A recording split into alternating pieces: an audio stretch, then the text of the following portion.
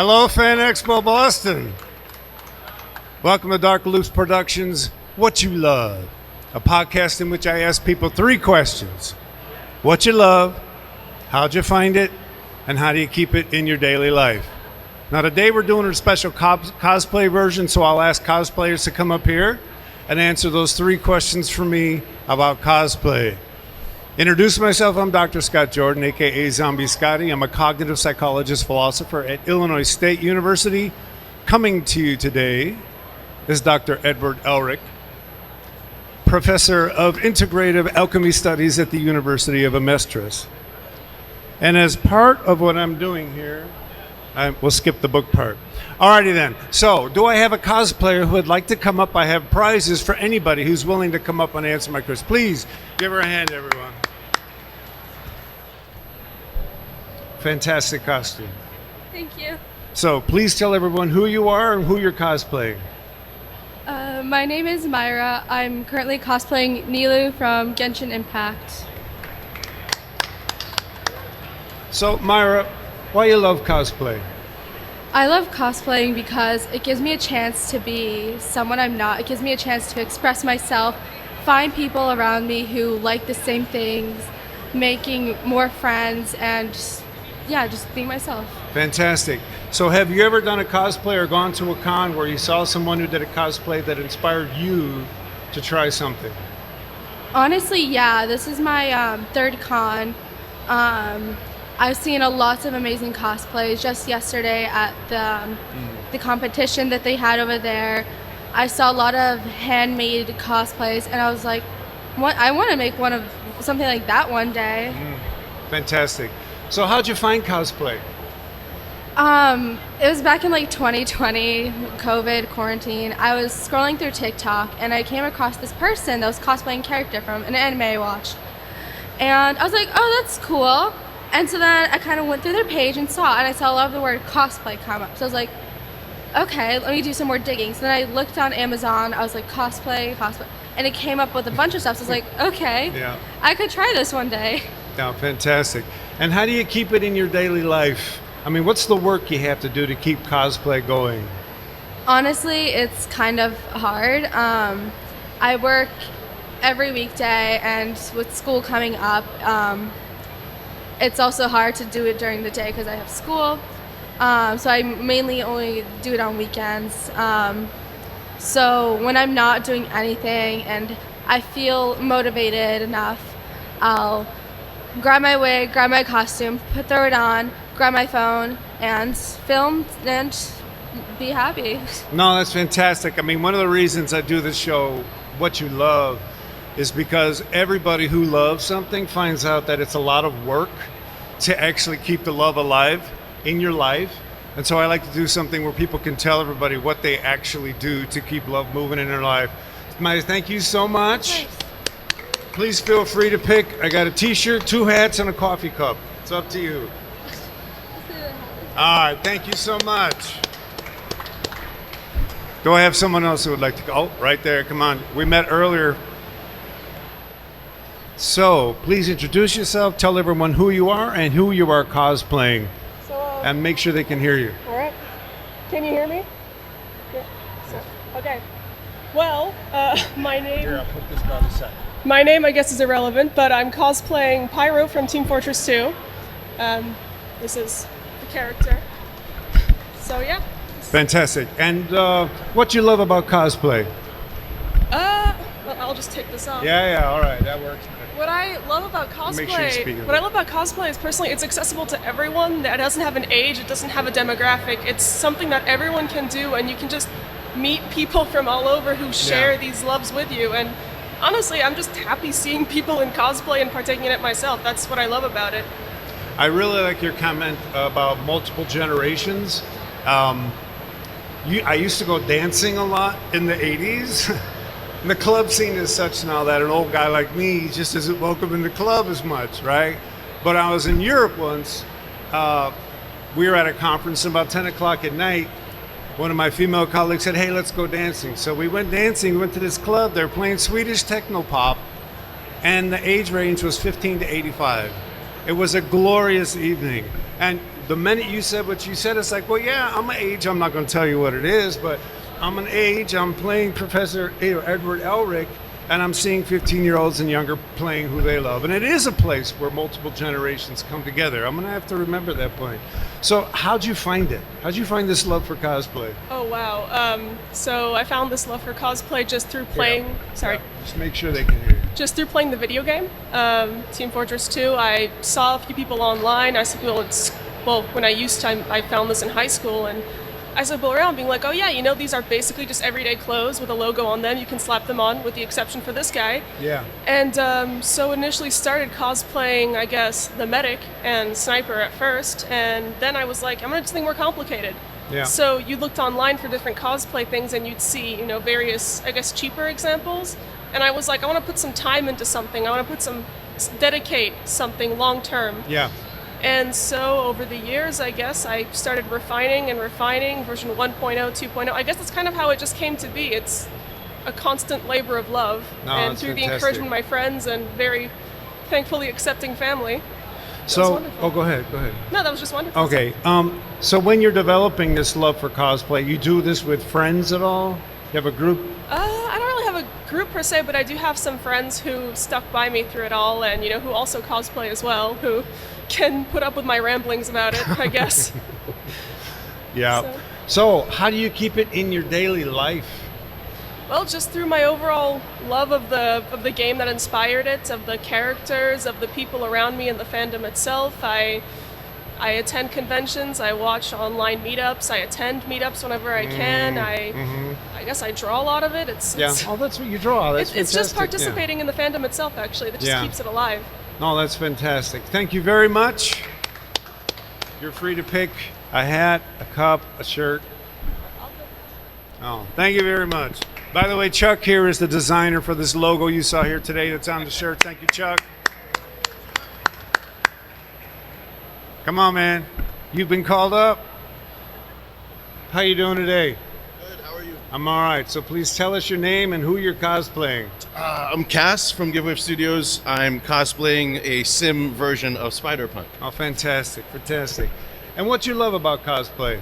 I love everything about it. I've been able to meet a lot of people. I've been able to reconnect with a lot of people that's through cool. it. Just participating in the fandom, and it's. I want to call it niche, which is like you love anime and you have like love for a lot of these shows, and you go to these events and you meet all these like-minded people that you can have these conversations with that you can't do with the normal people. Right. So no, it's I totally get it. it's fun being within that group. Which That's is really awesome. nice, yeah. And how'd you find that love? What are the events that led to you digging on cosplay? Oh man, do you have time? Yeah, we definitely have time, so go ahead. So I feel like I've been doing it before I knew that I was doing it. Oh, there you go. I grew up in Haiti, and we have Carnival in Haiti, Snap. which is I feel like it's the equivalent of like Halloween here, but we have it for like 3 days. So it's costumes, parties, events, and I've been doing this type of stuff with my mom growing up. So I used to be like Ninja Turtles, make it out of cardboard and then wrap it with like yellow duct tape and stuff like that. So it's something that I've always enjoyed doing as a kid. I never really thought that I could make anything out of it. So that's kind of like how that started for me. When I moved to the States, Halloween became my favorite holiday because of that connection, and I was always go like all out, make my own thing. And a lot of friends of mine noticed that about me, and they invited me to go to conventions. And I went to my very first convention. I was like, I'll go. Can you give us a year? Ooh, Am I 2013. I was a late bloomer. That's good. Yeah, I was a late bloomer when it came to that. It was like after college. Oh, dude, you're not a late bloomer. I went to my first con as cosplaying in 2017. Okay, all right. My sister and I did a team cosplay from Game of Thrones. It was Bear and the Maiden Fair, Brienne of Tarth and the Bear Pit. My sister made an amazing dress, bloody slash on her throat. That's awesome. I did the Jamie One Hand Lannister. Nice. We made a burlap sack for me to walk around in. We had never done cosplay before. Yeah. This was the first Con of Thrones ever. We got 16th place in the cosplay competition. That's amazing. It was amazing. That's man. awesome. It was just the best. And ever since then, we like to meet up and do team cosplays. That's always So, fun. we do some Stranger Things characters. We do some Expanse characters. So do you have a crew that you run with when you do cosplay? I have some friends There you go. here that he's that gonna have I've to done come up here at some yeah, for sure. But yeah, I do have some friends that I do cosplay stuff. I've done group cosplays as well. That's cool. always Those a are fun thing. A lot of fun. My first one was Nightcrawler. I didn't know what I was doing, but I wanted to make an articulating tail. And it was just like 3 a.m. on YouTube the night before the convention. I had bought pool noodle, I had straws, I had string, and I just kind of like figured did it work? out. For like an hour until I the get string you. broke, but yeah. The thing about the cosplay crowd, and you guys can correct me if I'm wrong, but they just dig on the effort, right? They dig on the fact that you tried. That cosplay I do that gets me the most attention is the easiest one I do. Right. And it's Logan. That's awesome. So all I you do look is like the darken my character. hair. Give yourself the little swoops. Exactly. I wear a chauffeur outfit with some blood and stuff. Yeah. And everybody instantly says, Logan, Logan. That's awesome. So sometimes the high tech isn't necessarily in that's my true. case. But no, you're not a latecomer at all, Okay. man. I'm not even going to tell you what decade I was in when I started.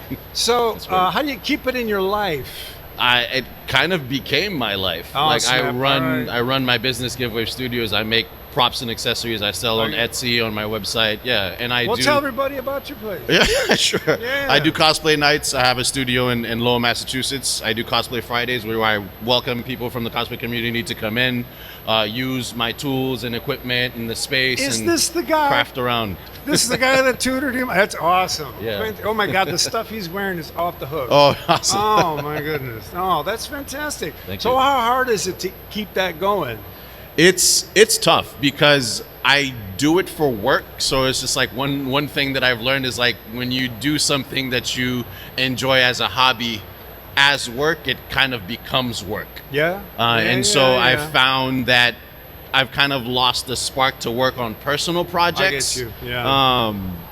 As often, but I do enjoy when the commissions come in because one of the things I love so much about this art form is the learning process. It's just like I'm not really sure I know how it is that I'm going to do this, but I'm going to figure it out, and I'm going to that process of it I really enjoy. Yeah, the mechanics of doing the gig, right? So I do this Steve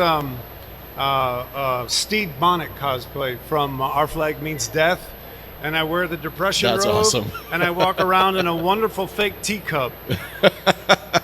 But I know that if I drop it, it's going to break. Yeah.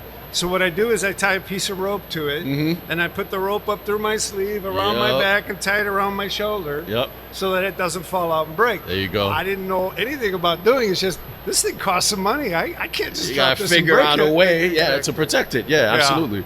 And that's actually kind of the fun part in your daily life. Yeah. Is when you're just playing with it and working on it. Yeah, figuring it out. Figuring it out. That's the part that I enjoy the most. So, do you have people that you work with as a team on cosplays? As a team, no. I just recently hired someone, so she's very new with me. So we're still kind of going through the motions and training her, but she's able to do a lot of the day-to-day stuff, which kind of has started to free me to do like my own things, which I think was the thing that was burning me out the most. It's like it's been 6 or 7 years running a business just by myself. Yeah. And finally being able to have the help, being able to take a step back and leave it alone for a little bit and come back to it and actually like re-fall in love with it is really cool. So if you can answer this question, sure. What's your favorite cosplay you've made for someone else? My favorite cosplay I've made for someone else. How long did it take to make it? And I want to ask you how much you charged. Yeah, sure. My favorite thing, so it wasn't necessarily, so my favorite cosplay I've made for someone else was Spider-Man Homecoming. It was the Vulture. And I did the Vulture suit as well as 32-foot mechanical wings that were moved with linear actuators, LEDs, working fan. God. Yeah, that was an ordeal for a lot of different reasons. How long did that take? It took over 6 months to complete. Wow. Yeah. So someone knew it was going to take you that long? They came they knew. They actually flew in to get measured and try. Yeah. That's fantastic. Yeah. Yeah. Anything else you want to tell us about cosplay or your cosplay business? No, you can find me on GiveWave Studios, all of the social medias, but this was a good chat. Well, thank you for being here, man. Yeah. Absolutely. Feel free to take a hat or a coffee mug. Thank you. I'll take no, the no mug. problem. I'll take the mug. Yeah. Totally appreciate you coming up. Much accorded. All right, totally take your time coming up the stairs here. That's amazing. Amazing. Yeah, can we put that up on the table? Wow. That one. That's awesome. Well, thank you for volunteering. You were here Fan Expo Boston last year? Yeah, I was here last year. Okay, maybe we saw each other. You look familiar. So tell everybody your name and who you're cosplaying. My name is Jasmine. I'm cosplaying Jinx from Arcane, the new series based on League of Legends. It's fantastic. Your outfit is amazing. So, why you love cosplay? Oh, God. Well, for me personally, cosplay is like this very unique sort of self-love that, like, you can't get anywhere else in the world. In a time in which there is a lot of stuff going on about who you can and can't be and what you can and can't learn, cosplay is always there to remind you, hey, look at all of the things people can make and look at all of the things you can become. There is absolutely no limits. Wow. Drop the mic on that one. Yeah, sometimes when I'm talking about cosplay, I talk about it as border play. In other words, playing with the borders of who you are. And I think one of the things I love when I come to these things in cosplay is it's like an adult party, right? And everybody's kind of playing with their borders, and it's very freeing, right? I feel like everyone is their true self, even when they're dressed up. You kind of get like a barrier where you can be crazy and you can be kind of wild and you can push the boundaries. Like, for example, this is actually a bubble gun. It's what? It's a bubble gun, so it shoots bubbles. No way. Like, for real? Yeah, it does. Can you do that now? Yeah, I can. We want to see it, right? Maybe watch out for the cameras. I don't know. Are we okay with the bubbles? All right, we're okay with the bubbles.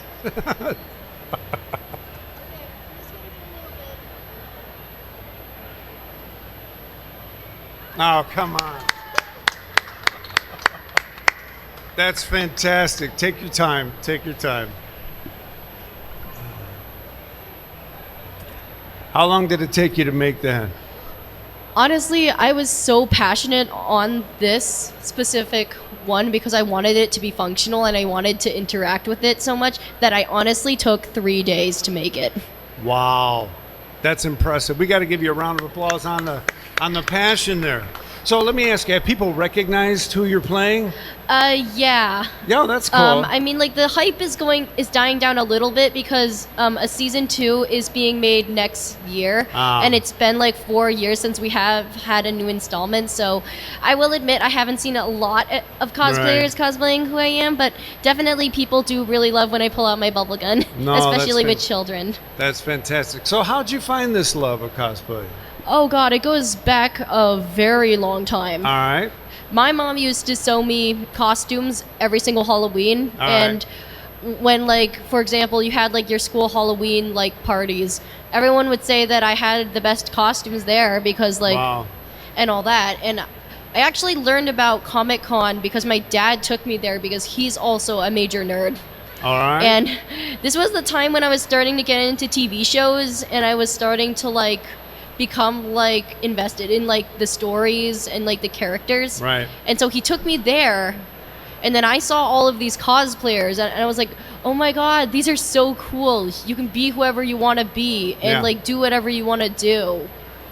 And like people like accept you for who you are and they like appreciate what you did. And I think that was kind of like the light bulb went off where it's like, you know, I think I could do this. Right. No, that's fantastic. So, do you remember, or what's your favorite costume your mother made for you for Halloween? Oh, yeah. I remember having, well, it's tied in between these two costumes. Specifically, I had this costume of like, I was into Greek mythology. Yeah. And so I had this Medusa cosplay that like, it was kind of like a cape a shoulder cape, and then it was kind of like a dress, and then my mom made me a snake crown. That's amazing.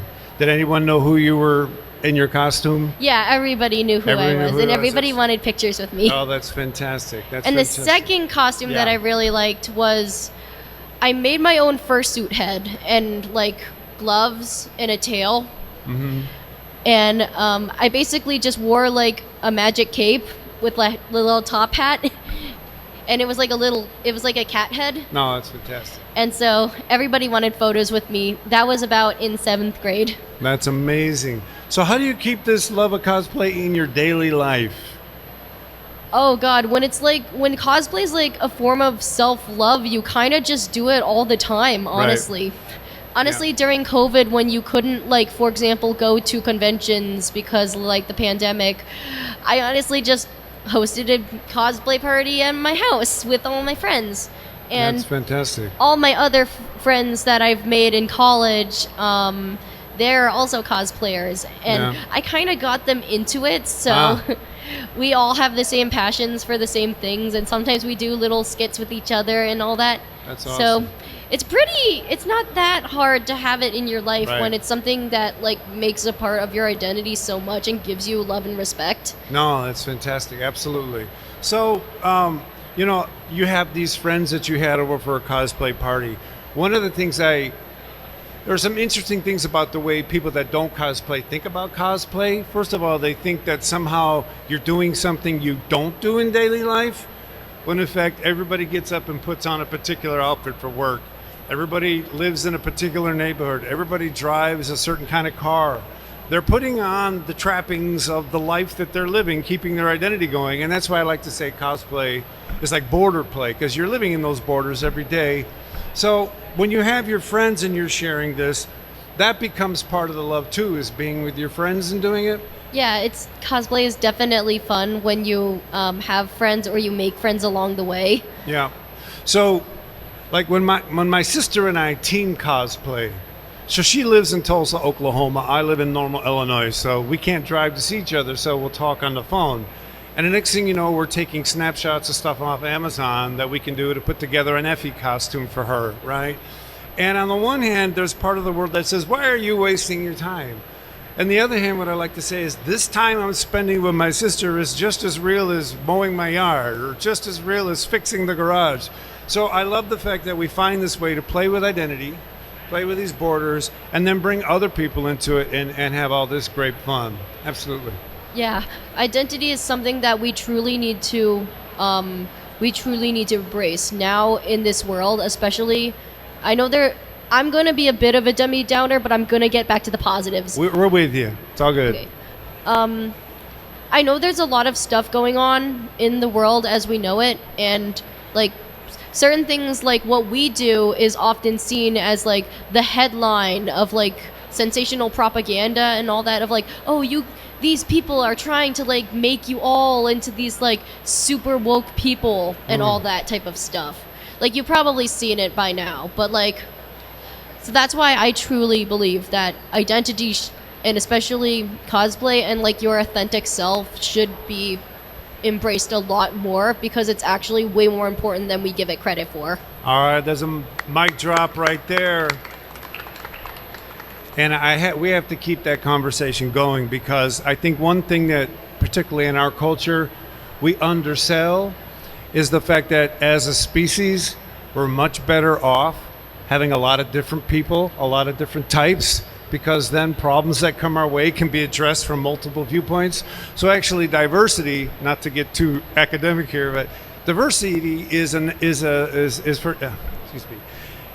diversity is evolutionarily valuable. It's so, constraining everybody to be one type is very dangerous for a species.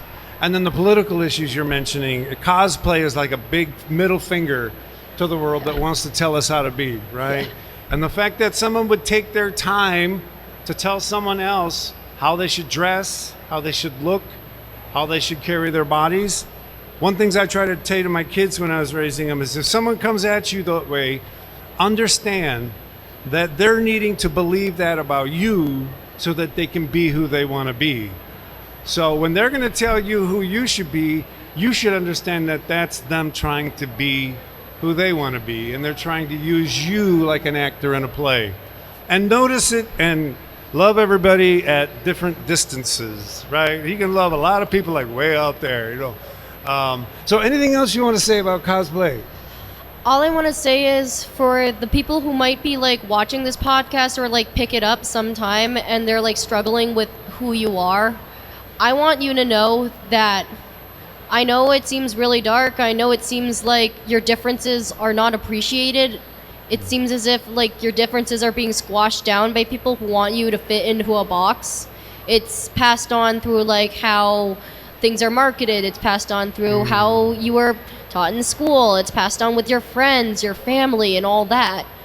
But I'm going to sit here and say that everyone remembers the people who are different, people who make inventions, people who change the world, people who go down in history are those ones who are different. And I truly believe cosplay is the thing that takes the key and just like opens a door into realizing that you are in control of your own story. Okay, another mic drop. You know, I want to just follow up on that because as we do cosplay and we play with our own boundaries and we play with our identities, the people that are telling you or telling anyone who they should be are actually not just doing that by themselves. They're in groups too. And that group has organized itself to be against another group. So the thing to remember is when those people are saying those things to you, that isn't really, that's a sort of group identity that they've developed. And with the internet available now, or not now, it's been here, it's so easy to join any like-minded group, even if they're a hate group, right? So make sure you make your friends, make sure you have fun with your difference, and keep living. Thank you so much. It was an amazing conversation. Thank you so much for having me here. Oh, I appreciate it. You can have a hat if you like. That's the last thing I got left. Thank you so You're much. more than welcome. And if you have that like book, I would really love to see it. So the book is on that chair right there. Okay, thank you so much. If you want to write on it, just pick it up. And if anybody else wants to write your truth in my book, it's on the chair right there. Oh, you're more than welcome. Let's have another round of applause. This is an amazing bubble gun. So the book is there. She's going to write in it first, and then we can pass it around. The idea is it's based off of Full Metal Alchemist Portals of Truth. I'm calling it Your Truth. If you have a saying, a belief, a truth that you live by, then you want to write it in my book. What I'll do then is when I have enough of them, I'll write about all of them some way. I don't know how. And then if you would like your name and stuff to appear in the book when it's published, write it in this book. If you don't write it in this book, I'll just use your truth and I won't identify you. Okay? I think we got someone in the front row who wants to come up and talk to me.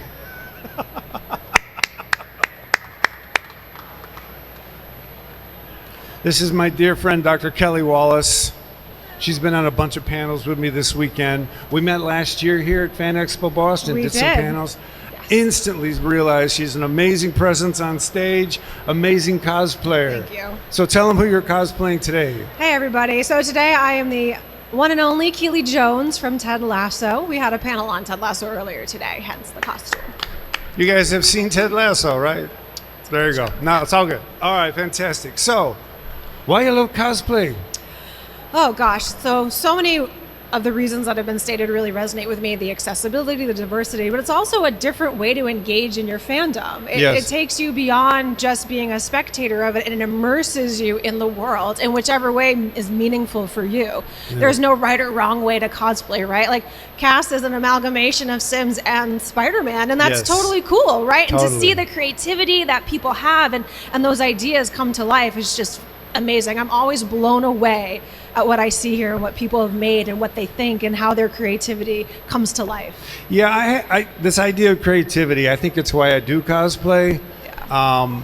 One of my favorites to do is I do Dr. Brenner from Stranger Things. Yeah, that's a great one. And I cosplay him as if he killed the Demogorgon at the end of season 1 and cut its head off. Yeah. So I'm walking around with blood all over and a Demogorgon head hanging off. I tie it off with my belt and my tie because that's all I would have had. Yeah. when someone says to me, "Oh my God, that's so cool," they just made my year, Yeah. right? They just Yeah. totally, someone got it, that one person got it, but it's totally fun. Like, Professor Edward Elric, right? He's going to do that. Well, Right. I am, Yeah, exactly. no one's going to recognize it visually, but when you tell them, then they suddenly know. Yeah. So, how'd you find cosplay? So similar to Cass, Halloween was always my favorite holiday Okay. when I was a kid. I always loved dressing up, the different costumes. I always liked a little more off the wall things too. Yeah. And now, a lot of my favorite characters are the ones that I cosplay aren't the main characters. They're the Oh, ones that don't yeah. necessarily get a lot of love. And so one of my favorite cosplays that I have is a Jack Skellington, but I do both a male and a female version, but it's really Zero that I'm cosplaying. And so that gets a lot of attention when I do it. But we were just at a con last weekend and so many people were like, "Oh my gosh, Zero." These little kids came up and started petting him. Like, it was Oh, adorable. that's fantastic. Yeah. So I said earlier, Logan is my most recognizable cosplay. I was in San Diego and I needed a break. So I was standing next to a window by the door. I took off my claws. I'm chilling out. And this little boy comes up and he starts playing with my claws. And I said, "Dude, you want to get a picture?" He said, "Yeah." So we took a picture together and it's amazing. And his little sister runs right into the picture because she's not going to be left out of it. Of course. And then I said to the parents, "Is it okay if I post this on social media?" And they did. And what I love is you've got, I posted it, X-Men in training, right? But you got that going on. And then, look, Logan gets all the love, as we've talked about, Yeah, right? So when I yeah. go to these Marvel cosplay photo shoots, everybody wants to take a picture with Logan. Yeah. We do back-to-back, mildly provocative, sexy, I Sure, guess, sure. the word, because Logan's, he's a sexy guy. Anyway, There's I a just range. love when you can find that character that just cuts across generations, Yeah. as one of our first speakers did. So how do Absolutely. you keep it in your daily life? A couple ways. I love repurposing things. Yeah, So when I'm all right. out and about and thrift stores and stuff like that, I love seeing things that like, oh, I could take that and use that in this costume, or oh, if I modified this a little bit, I could use this in this cosplay, or I could just wear it everyday life, Yeah. like versatile. Yeah. I also tend to wear a lot of just themed clothes in general. I'm a professor, and my students know from October 1st to October 31st will be all Halloween themed, For nightmare real? themed. Oh yeah, like they've even challenged me to start in September. Challenge has been That's so accepted. cool. Yeah, and so I also think it's a way to connect to across the generations, like we've mentioned Yes. before. So when my students come in my office and they see something from Avatar or Full Metal Yes. Alchemist or Sonic the Hedgehog, they're like, "Oh, who is this person?" Yes. And I always like to ask people what's the first thing they notice, because that says a lot to me about them. But it's a way for us Yeah. to connect. Well, I like this idea of, meeting people through cosplay and stuff. Like I said, I started cosplaying in 2017. I never really know how my colleagues are going to react. Yeah. But what I've learned is you don't do cosplay and wait. You do cosplay and you move. And then let people react. Let them have fun with you playing that character authentically. Yeah. Yeah. Anything else about how you keep it in your daily life? No, but I do just want to say that there's no right or wrong way to cosplay either. Right. I'm sure you've noticed a range of costumes and a range of immersion in these different universes and characters, and it's all cosplay, right? It's all wonderful and beautiful, and the expression of people and their creativity. So I think that's another thing that's so wonderful about cosplay, and we're exploring our identities and learning who we are, and it's a safe space to do that. These are some of the most accepting environments I've ever been in, and just the diversity of people here, but everyone's here for the same reason. Everyone's Yes. in a great mood, complimenting. Like, I don't think I've ever had a negative interaction at a con. No. And it's just so empowering. If I have negative cosplay reactions, they're online. Yeah. Yeah. So That veil of anonymity or my- the screen. Yeah. I did CEO Skeletor in San Diego. Awesome. Because Mattel was doing a photo shoot. Oh, okay. And I said, That's if so- Skeletor were here, man, he wouldn't live in a cave. He'd be a CEO living in a Totally. high-rise. Exactly. So I wore a suit, tie, and instead of having the big ram head, I had a regular, very nice cane with a ram head. I was doing the work. I did have the purple cowl, so but I had it was a plastic skeleton mask, anyway. Yeah, sure. So they posted some pictures online, and someone goes, "That is the lamest Skeletor I have ever seen." So that's it's part of the gig. But the best one, there's a guy who did He-Man, buff, no shirt, just got the sword. So we did this little pose, and I'm blocking it with my cane. And someone posts that picture and someone writes, He-Man, quote, I'm going to work my entire body so I can cosplay this buff character someday. Skeletor, hey, I found a suit in my closet and a rubber mask from Halloween. I think that'll work. Those are fantastic. That's just another level of the creativity. Right. You know, I didn't take those personally. It's just like creating a community of conversation. And you can't please all the people all the time. So don't even try. Yeah. Do what makes you happy. Live your truth. And, you know, the people who will find you, you know, those people you want to surround yourself with, they will find you because they're like-minded. But yeah, Ignore the haters. Well, hate is going to hate. Hate's going to hate. So you dropped a little knowledge about being a professor, doing cosplay for a month. All right. So drop a little knowledge for us now about how you use that in the class. Oh, several ways. I've actually been working on creating a course about cosplay, and I want to take a historical perspective of the different ways that uniforms and outfits have been used throughout time and place, materials, colors, significance for different cultural rituals, and then Halloween as well. Wow. So like trying to take a little academic trajectory with it there. Well, thank you. I appreciate that. LaSalle University. Oh, very cool. Yeah. And then just, you know, it opens a door for students who maybe aren't in my classes, but they see me on campus, they see the outfits, they see the characters, and they want to come find me and talk to me, and then they want to take my classes. And so I get to meet students that I wouldn't have met otherwise and have those conversations. And then students get to see that there is no age limit. And there is no appropriate or typical cosplayer. It's anybody. It's students, it's parents, it's professors, it's doctors, it's whoever wants to do it. So I think it also empowers them to realize that, oh, well, if you can do it, I can do it too. Right. Yeah. Oh, and if you can do that, you must be okay with yourself. Yeah, exactly. Right. Yeah. You know, that's the thing is, so I've not cosplayed at work yet, but I do wear a whole bunch of anime T-shirts. And I can tell I'm getting a look here or there from, and it's perfectly fine. Sure. But the issue with contemporary students is they're not used to being in spaces like we are when we grew up. Yeah. They're used to being in e-space, much more so than we were. Yes. And so they form communities outside of their geographic location. They form communities around anime and such. So when you can go into a class and actually have Hisoka on your shirt, the people that get it, you know they're going to be cool, right? Yep. Yeah. And then you're creating this space to show them, be comfortable with yourself. Yeah, exactly. And just wear it on your sleeve, literally. Yeah. And just keep moving through. I've noticed more and more anime and comic shirts and clothing on my students as well. And I'm always like, oh, they're like, love that show. Oh, it's a great character. And they'll look at me like, you know this? Like, that's awesome. Exactly. Yeah. Dr. Wallace, it's been fantastic. Thank you very much. You're welcome. Always a pleasure. I don't have any more fancy items. I apologize. So I've got just a couple of minutes left. Is there someone who'd like to chat quickly? Okay, come on up. We might have to go through this one a little quickly. Are we okay on time? Can I go a little past 45? Say no. Okay. Appreciate you, Chuck.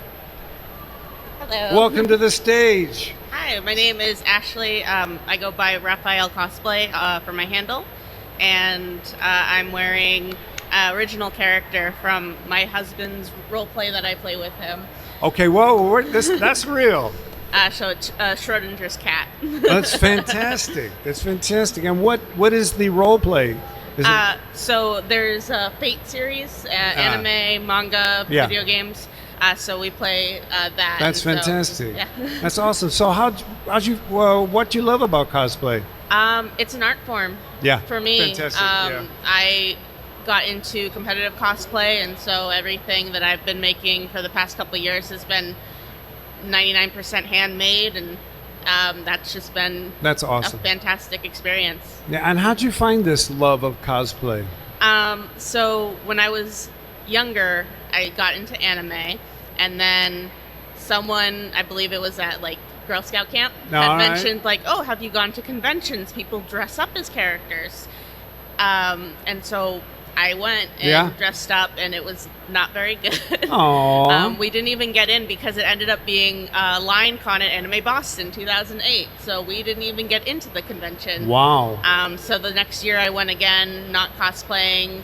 And I've always done like closet cosplays, which is just you just buy clothes and put it together. That's cool. And then in college, my friends were like, kind of reignited that That's love awesome. for cosplay again, and then they got me into competitive cosplay. That's fantastic. And how do you keep it in your daily life? I made a bunch of friends, both those friends that I originally had in college, and then as we competed, we made a bunch more friends who also competed, and we have a Discord chat, and we talk every day and post all the stuff that we're That's working awesome. on, and it inspires us all to keep going and learn new tricks, and there's things that they have skills in that I don't, that I learn from them, and vice versa. That's so fantastic, this idea of a community on Discord. So I'm not going to tell you how old I am, but I can tell you I lived before the internet was a way to have a community. And the challenge was that your community had to be people whose bodies were around you then. Or you could talk on that black plastic phone in the kitchen wall and let your whole family hear you, right? Man, when the internet came around, used functionally in the 90s for professors, it changed my world. I got to speak with people all over the world, anytime, any day, and to work together. So those communities are fantastic. Any final words you want to say about cosplay? No, I mean, if you have the opportunity, I would definitely recommend getting into competitive cosplay, because you will learn so much about craftsmanship, and you will make friends that have other skills, that you will learn so much. Well, thank you so much. I don't have anything fancy, but I do have those. Thank you Thank you so much. Thanks to all of you so much for coming. If you'd like, I have cards and buttons up here. You can come take one. We can chat for a little bit if you like. So that ends the show. Thank you so much for coming.